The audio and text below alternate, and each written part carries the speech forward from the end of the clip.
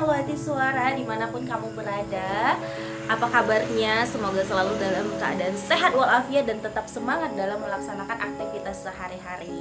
Kali ini Wati Suara menyajikan Fibel materi diagram Venn. Ada yang mau nggak Fibel itu apa? Fibel itu adalah singkatan dari video pembelajaran ala Wati Suara ya. Oke, kita lanjut saja. Kira-kira kenapa sih judulnya diagram Venn? Kenapa nggak diagram yang lain gitu ya? Nah, pengen tahu kan? Asal muasalnya adalah seorang ahli matematika berkebangsaan Inggris pada masa kejayaannya menemukan cara untuk menyajikan suatu himpunan sehingga lebih mudah dan lebih praktis ketika dipahami oleh orang lain.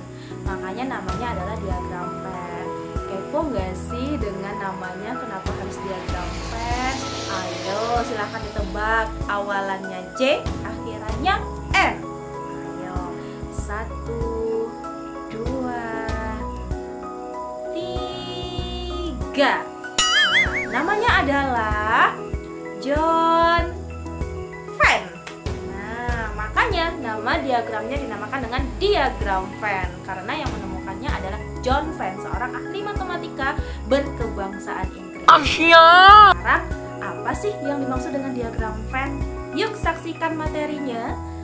Jangan lupa subscribe dulu, klik tombol subscribe, aktifkan loncengnya, dan jangan di skip ya nonton videonya. Semoga viewers semuanya mengerti dengan apa yang disampaikan di channel Wati Suara ini. Check it out. Himpunan, kita fokus ke diagram Venn. Ayo, kamu pasti bisa jika kamu mau mempelajarinya. Sekarang kita langsung saja.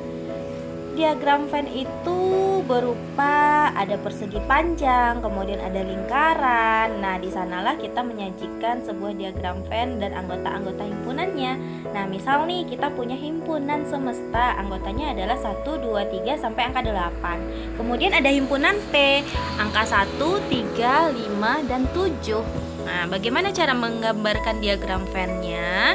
Itu kita bikin dulu persegi panjang, kemudian tuliskan huruf S di pojok kiri atas.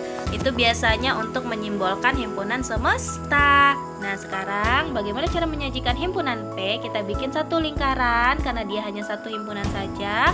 Tuliskan semua anggota himpunan P dalam lingkaran itu. Kemudian namai lingkarannya dengan huruf P. Kalau nanti hurufnya yang diketahui adalah himpunan A, berarti kasih simbol A. Kalau B, kasih simbol B. Karena di sini kebetulan P, maka kita namai dengan huruf P. Kemudian bagaimana dengan anggota semesta yang belum tertulis? Kan baru ada 1, 3, 5, 7. Sedangkan himpunan semesta ada 1, 2, 3 berurutan sampai angka 8. Maka sisanya kita tulis di luar lingkaran, tapi harus tetap masih berada pada persegi panjangnya. Nah, seperti itu. Jadi, diagram Venn kita udah jadi deh, sebuah himpunan semesta dan himpunan P. Kemudian bagaimana kalau himpunannya ada 2? Ada semesta, kemudian ada 2 himpunan yang berbeda. Contoh, ada himpunan P, anggotanya adalah 1, 3, 5, dan 7. Kemudian ada himpunan Q, anggotanya 6, 7, dan 8. Coba perhatikan dengan seksama. Ada angka 7 yang sama pada kedua himpunan. Bagaimana cara menggambarkan diagram Venn-nya?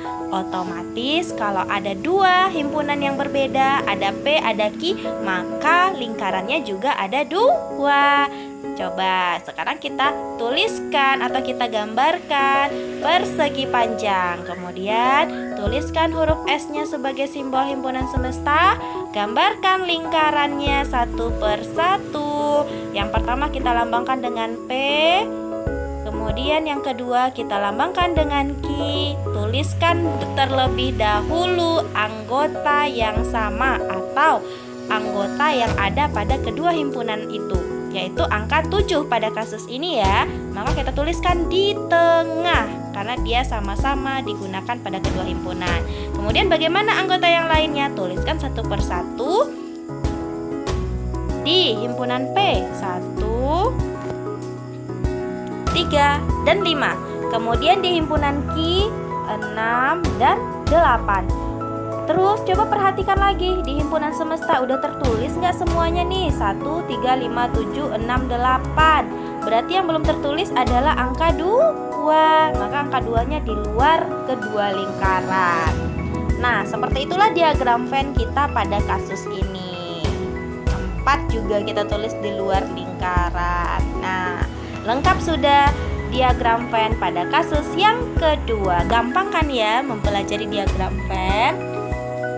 Bagaimana sih dengan kasus yang ketiga? Ayo kita lihat apa perbedaannya. Di sini disajikan himpunan semestanya masih tetap sama 1 sampai 8. Kemudian ada himpunan E, anggotanya 1, 3, dan 5.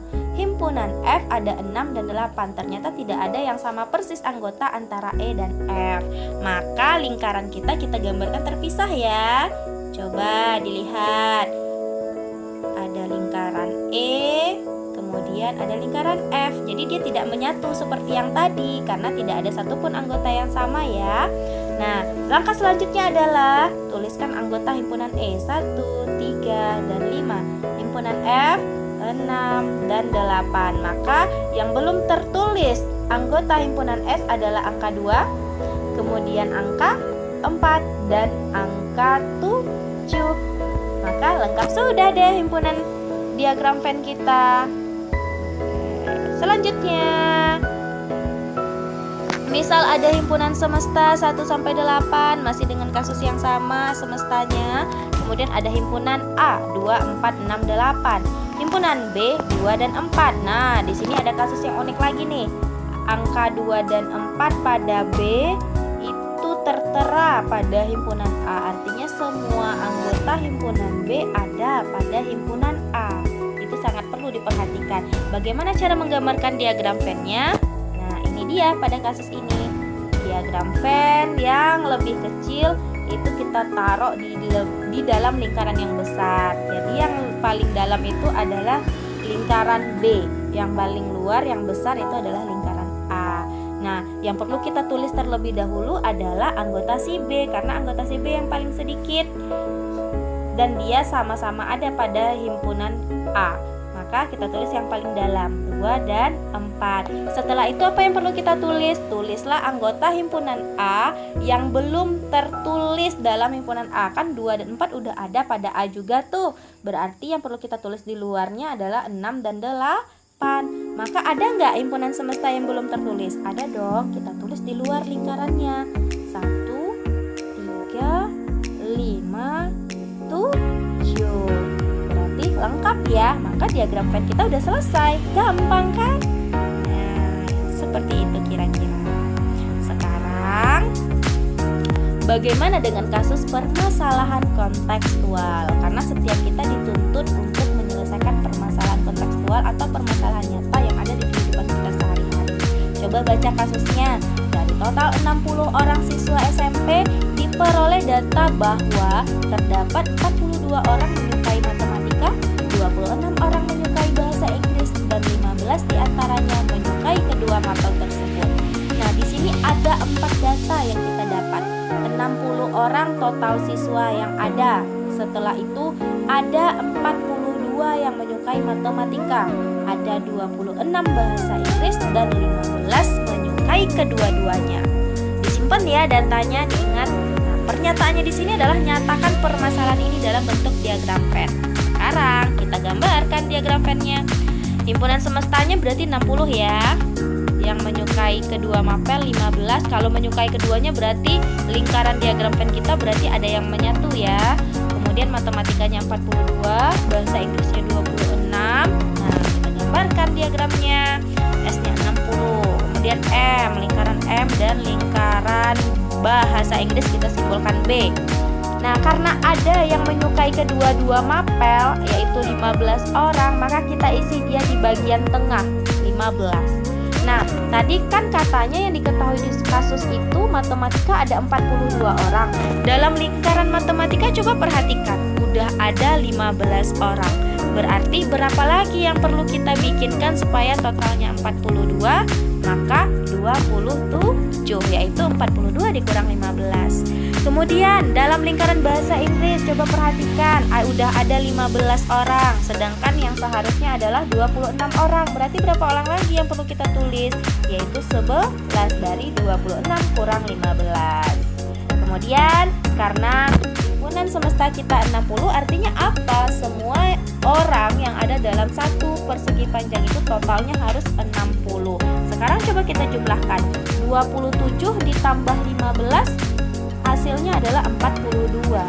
42 ditambah 11 berarti 53. Maka kurang dong dari 60. Berapa lagi kurangnya? 60 kurang 53, 7 orang. Berarti ada yang harus kita tulis banyak orangnya di luar lingkaran, yaitu angka 7. Maka apa sih deskripsi yang bisa kita dapat dari diagram Venn ini? Coba perhatikan ya. Berarti yang hanya menyukai matematika kita simpulkan 27 orang. Itu kita dapat, perhatikan pada gambar yang ini. Ini berarti data yang hanya menyukai matematika. Artinya dia tidak menyukai bahasa Inggris. Totalnya adalah 27. Kemudian yang menyukai bahasa Inggris saja, perhatikan angka yang ini. 26 kurang 15, 11 orang. Artinya apa? Yang menyukai bahasa Inggris tidak sama sekali menyukai matematika. Artinya dia hanya menyukai bahasa Inggris.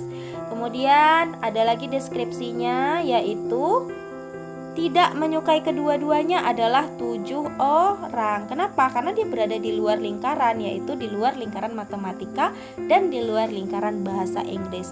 Artinya dia tidak menyukai sama sekali mata pelajaran itu. Berapa orang? Ada 7 orang.